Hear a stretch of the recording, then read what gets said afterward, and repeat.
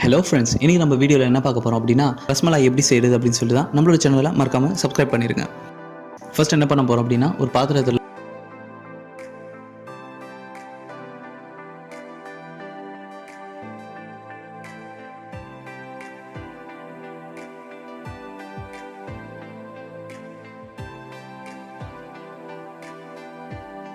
இதில் வந்து சர்க்கரை வந்து கம்மியாக யூஸ் பண்ணிக்கோங்க. நான் ஒரு 2 to 3 டேபிள் டீஸ்பூன் சர்க்கரை மட்டும்தான் நான் யூஸ் பண்ண போகிறேன்.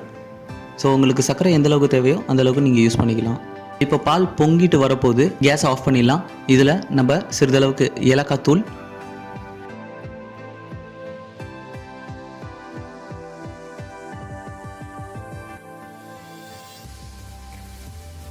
அண்ட் மெயினான விஷயம் ரசகுல்லா. இதை வந்து நம்ம பாலில் ஆட் பண்ணிவிட்டு கொஞ்சம் ஸ்குவீஸ் பண்ணிடலாம், அதாவது லைட்டாக அமுக்கி விட்டுருங்க. ஸோ தட் அந்த பாலோட ஹீட் வந்து இந்த ரசகுல்லா அப்சர்வ் பண்ணிடும்.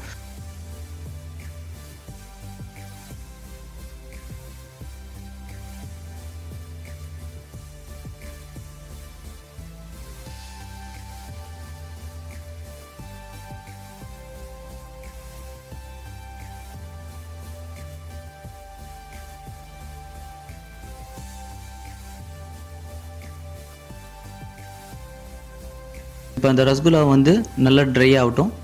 இப்போ என்ன பண்ண போகிறோம் அப்படின்னா இதுக்கு மேலே சிறிதளவுக்கு பாதாம் இது மட்டும் நம்ம ஆட் பண்ண போகிறோம்.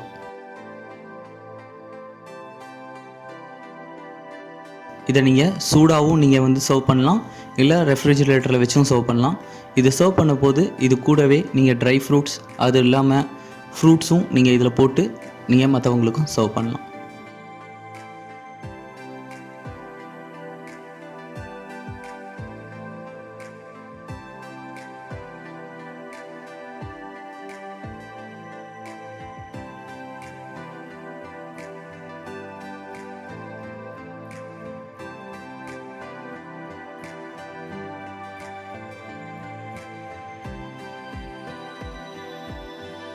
Fruits rasmalai ready.